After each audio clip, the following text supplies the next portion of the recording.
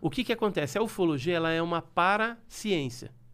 Como ela é uma paraciência, não é uma ciência, ela se utiliza de outras ciências para a gente ter uma compreensão melhor desse fenômeno que está ocorrendo. Ou seja, você vai usar a química, a física, a astronomia, né, para poder entender um pouquinho mais, astronáutica, para entender um pouquinho mais desse fenômeno. Por exemplo, quando a gente tem fragmentos, aqui, por exemplo, são fragmentos do caso da explosão do OVNI em Ubatuba, que aconteceu em setembro de 57, na Praia das Toninhas. Lá foram recolhidos fragmentos desse objeto que explodiu, que tinha o formato de um disco voador, e foram analisados no Ministério da Agricultura no Brasil e foi dado como um material de alta concentração de pureza, sendo que a sua composição química era magnésio. Recentemente, nós recebemos de um filho de um militar do Exército, que já tinha falecido. Isso faz pouco tempo que tu recebeu isso aí? Esses 4 fragmentos aqui, a gente recebeu faz pouco tempo. Aí nós levamos para a USP, né, para a Universidade aqui de São Paulo, para 2 laboratórios que providenciaram análises quantitativa e qualitativa, para a gente comprovar se realmente a gente estava diante de fragmentos daquele OVNI que explodiu em 57.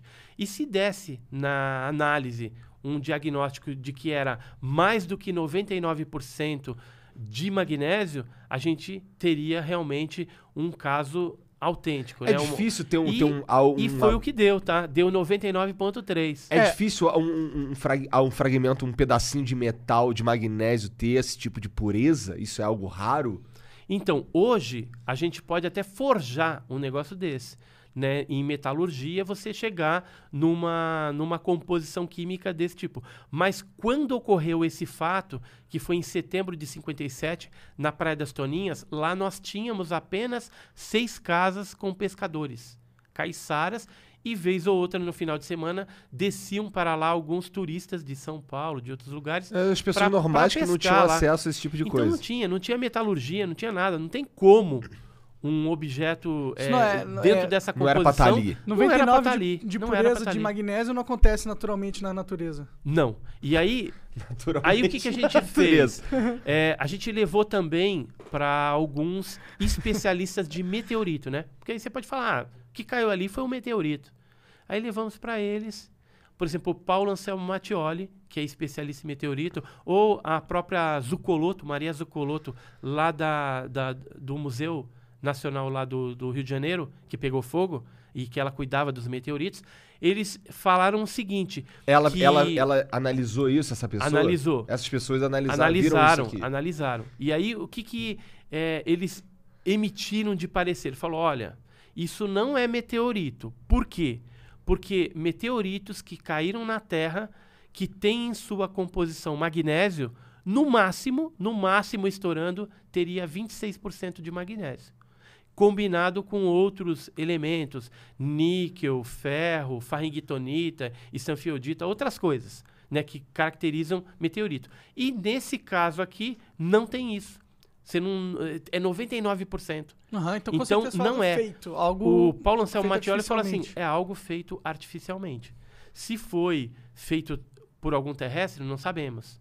Se foi feito por algum extraterrestre, também não sabemos. Só é muito estranho ter esse material naquela zona depois de uma explosão, sendo que na Que época... explosão é essa? Que história é essa dessa explosão?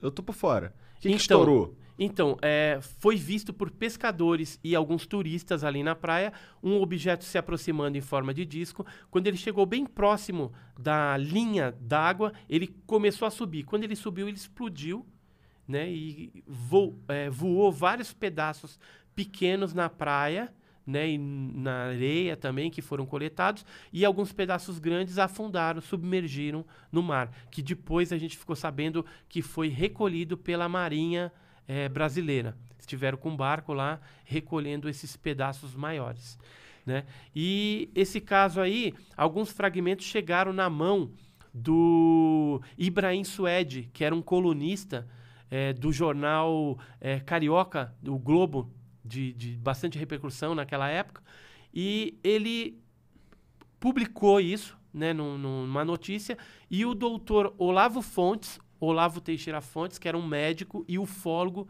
também naquela época, já falecido, ele teve a oportunidade de pegar esses fragmentos e mandar analisar.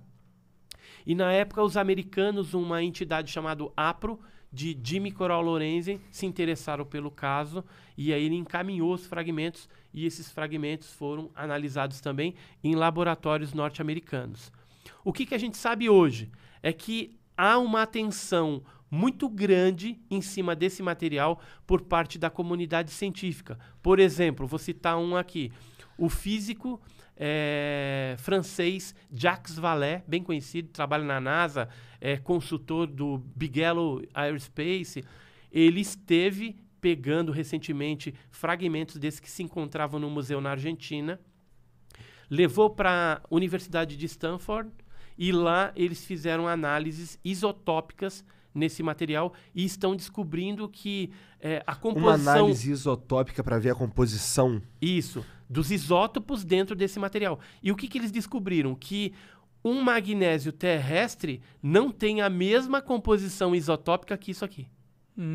Entendeu? Então eles estão fazendo até um trabalho científico, estão escrevendo isso agora. Existe literatura sobre isso na internet? Um cara, por exemplo, pô, caraca, interessante isso aí, o moleque tem, tá ouvindo agora aqui. Do caso da explosão de Ubatuba. Não. O cara que quer ler sobre essa pesquisa Jacques do Vallée Jacques Vallée também, coloca lá. Jacques Vallée tem bastante coisa dele lá. Que ele foi um investigador do fenômeno OVNI que teve, inclusive no Brasil, pesquisando casos clássicos como, por exemplo, o do Morro do Vintém, onde morreram algumas pessoas em situações estranhas e onde apareceu também OVNI durante aquela época, em 1966. O Jacques Vallée também esteve pesquisando no norte do nosso país, quando teve aquela fenomenologia chamada Operação Prato, o fenômeno chupa-chupa, que eram luzes... É estranho, desculpa, né? Cara. O pior é que pode, não? fenômeno chupa-chupa, né? Irmão, aí, ó. Aí, no próximo chupa-chupa que tiver, tu me chama. Tem certeza, cara? Então, mas vamos falar sério aqui. O fenômeno chupa-chupa, cara, ele foi pesquisado pelo primeiro comando aéreo do Pará, né, que a Força Aérea Brasileira se interessou, e ele era chamado também de luzes vampiras, porque era um fenômeno luminoso que durante a noite jogava um foco de luz, ou seja, a nave jogava um foco de luz em cima das populações ribeirinhas que moravam ali no próximo aos rios, né, da Amazônia, ali, do Pará, Maranhão e Amazonas, e através desse foco de luz saiu uma bolinha. Essa bolinha atingia ou o pescoço dos homens ou a parte superior do seio das mulheres e extraía pequenas porções de material biológico, sangue, plasma, algum tipo de coisa era retirado e essas pessoas se sentiam fracas, tinham náuseas, né, e ficavam às vezes paralisadas parcialmente, temporariamente, por alguns dias. E depois elas eram tratadas, né, em hospitais lá, e o que se detectava de anormal é que elas estavam bem anêmicas, né?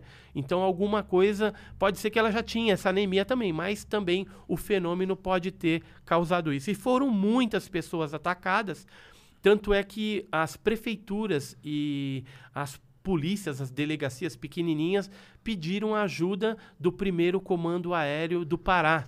E aí foi para lá o Coronel Urangê Holanda. Isso é por baixo dos panos, esse tipo de pedido de ajuda? Tipo, Não, cara. Hoje tem um relatório gigante de mais de 500 páginas com toda essa investigação feita pela aeronáutica. Como é que as pessoas fazem piada e acham isso mentira se existe um documento de 500 páginas da aeronáutica? Então, Por que a aeronáutica ia contar essa mentira? Não está contando mentira. Tanto é que é verdadeiro que eles disponibilizaram esse relatório no Arquivo Nacional. E qualquer pessoa, qualquer civil, pode entrar lá através do programa CIAN e procurar OVNI. Coloca lá OVNI que tem, ou então Operação Prato, que vai encontrar esses documentos com todas as da década letras, de 70. Tá lá escrito as Tá paradas, tudo certo. Inclusive as fotos. Foram tiradas mais de 500 fotos desse fenômeno, dos objetos que apareciam às vezes então é só querer sozinho, saber. Às vezes tinha um objeto grande com vários pequenininhos, que a gente fala nave-mãe e os pequenos. Então, foram feitos filmes Super 8, colorido e preto e branco também, só que esses filmes ainda não foram liberados pela Força Aérea Brasileira. Mas as fotografias, os relatórios, eles já estão no Arquivo Nacional.